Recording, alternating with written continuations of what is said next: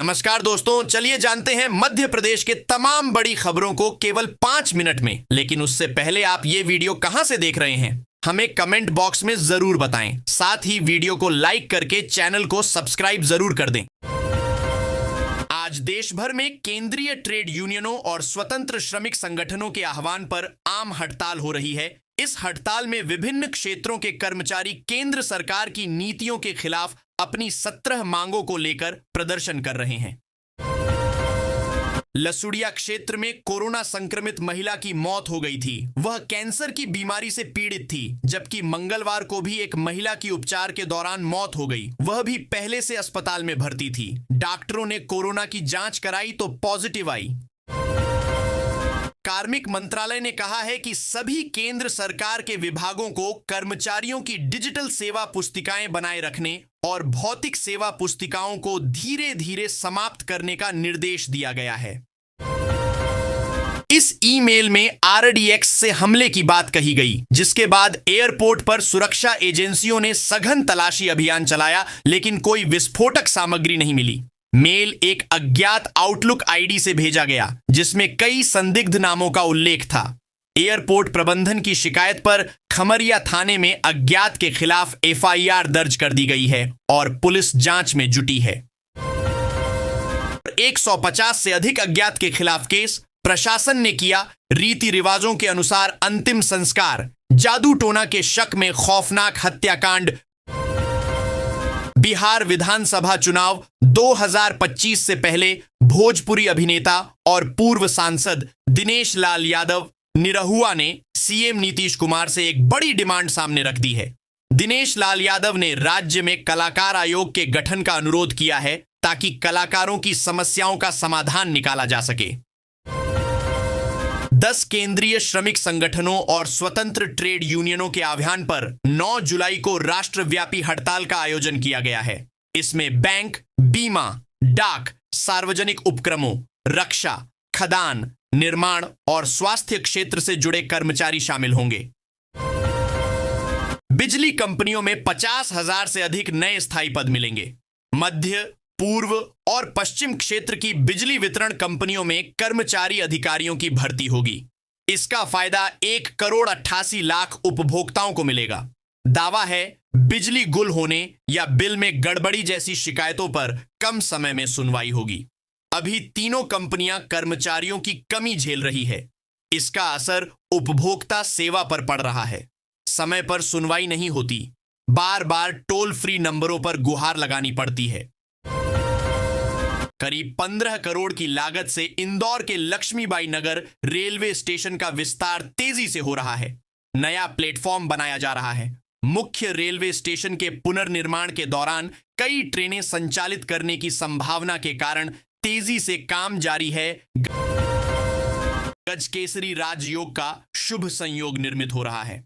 आशा शर्मा की शुक्ल पक्ष की चतुर्दशी तिथि पर इस राजयोग का निर्माण हो रहा है। इसके अलावा चंद्रमा गुरु की राशि धनु में गोचर कर रहा है। ये योग कई राशियों के लोगों के लिए लाभदायक होगा।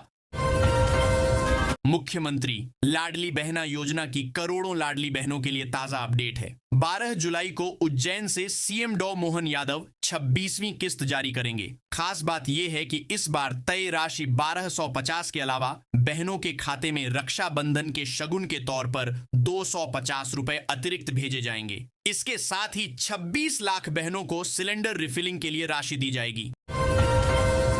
बढ़ती हुई उम्र का असर व्यक्ति के चेहरे पर साफ तौर पर दिखाई देने लगता है। हर व्यक्ति चाहता है कि उसे खूबसूरती बनी रहे और वह बूढ़ा नजर ना आए। इसके लिए लोग मेकअप प्रोडक्ट से लेकर कई तरह की चीजों का इस्तेमाल करते हैं। आजकल वैसे भी लोग अपनी खूबसूरती को लेकर काफी ज्यादा अवेयर हो गए हैं।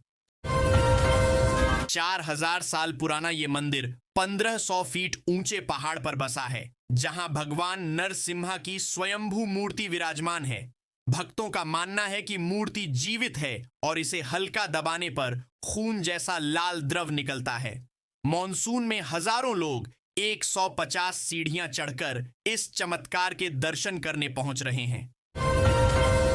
अगर आप लंबे समय से संतान की कामना कर रहे हैं लेकिन सफलता नहीं मिल रही, तो आपके लिए आषाढ़ पूर्णिमा आषाढ़ पूर्णिमा 2025 का दिन बेहद खास हो सकता है। मान्यता है कि इस दिन भगवान श्री कृष्ण को गोपाल स्वरूप में स्मरण कर संतान गोपाल स्तोत्र का पाठ करने से संतान प्राप्ति की राहें खुलती हैं।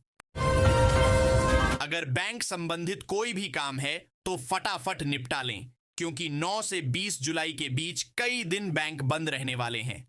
बैंक बंद होने से चेकबुक, पासबुक समेत कई बैंकिंग संबंधित काम प्रभावित हो सकते हैं। हालांकि ऑनलाइन सेवाएं जैसे net banking, UPI, mobile apps और एटीएम सक्रिय रहेंगी। इससे पैसे ट्रांसफर करना, बैलेंस जांचना, बिल भरना या एटीएम से नकदी निकालने जैसे काम कर सकते हैं। ऑक्शन में विराट कोहली के भतीजे और वीरेंद्र सहवाग के बेटे की बोली ने सबका ध्यान खींचा। दरअसल इनमें से एक खिलाड़ी को 1 लाख की कीमत मिली है तो दूसरे को पूरे 8 लाख में खरीदा गया है। जाने किस टीम ने किया भरोसा और कौन रह गया unsold.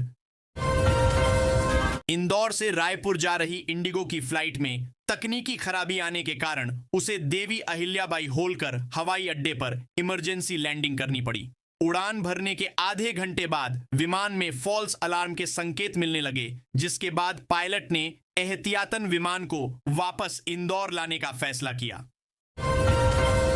All India bank employees union के आह्वान पर बैंकों में हड़ताल का असर दिखा, जिससे कामकाज प्रभावित हुआ। Uttar Pradesh bank employees union के नेतृत्व में कर्मचारियों ने लंबित मांगों को लेकर प्रदर्शन किया। हड़ताल के चलते नकदी जमा और निकासी प्रभावित रही। हालांकि बैंक अधिकारी काम पर रहे। निजीकरण, विदेशी निवेश और विलय के खिलाफ कर्मचारियों ने विरोध जताया। विभिन्न कर्मचारी संगठनों ने हड़ताल में भाग लिया। बलरामपुर में पुलिस ने उतरौला उप डाकघर में 1,60,249 रुपए के गबन का खुलासा किया है। पोस्टमास्टर नरेंद्र प्रताप, जिसने भारतीय स्टेट बैंक में फर्जी प्रेषण दिखाकर रुपये हड़प लिए, गिरफ्तार किया गया। गोंडा के सुनील कुमार ने भी गबन में सहयोग किया। पुलिस अधीक्षक विकास कुमार के अनुसार यह घोटाला 14 दिसंबर 2023 से 9 जुलाई 2024 के बीच हुआ। सावन का महीना शिव भक्ति, उपासना और साधना का विशेष समय होता है। साल 2025 का सावन मास ज्योतिषीय दृष्टि से और भी अधिक खास है, क्योंकि इस दौरान 2 प्रमुख ग्रह बृहस्पति, गुरु और शनि अपनी चाल बदलने वाले हैं। यह परिवर्तन न केवल धार्मिक दृष्टि से बल्कि जीवन के विभिन्न पहलुओं पर गहरा असर डालेगा।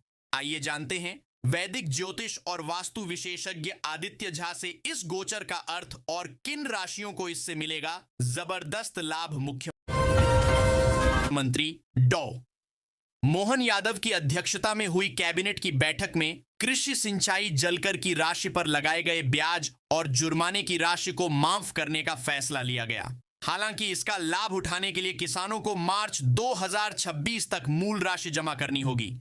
बाकी ब्याज की 84.14 करोड़ की राशि का भुगतान सरकार खुद करेगी। प्रदेश की मोहन सरकार 1.25 करोड़ लाडली बहनों को रक्षाबंधन के पहले ही तोहफा देने जा रही है। राज्य सरकार ने फैसला किया है कि अगस्त माह में रक्षाबंधन के 27 दिन पहले ही लाडली बहना योजना की राशि उनके खातों में डाल दी जाएगी।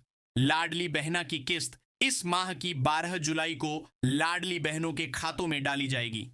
इस बार राज्य सरकार रक्षाबंधन के तोहफे के रूप में 250 रुपए की राशि अतिरिक्त डालेगी। इस तरह लाडलियों के खातों में 1500 रुपए की राशि आएगी।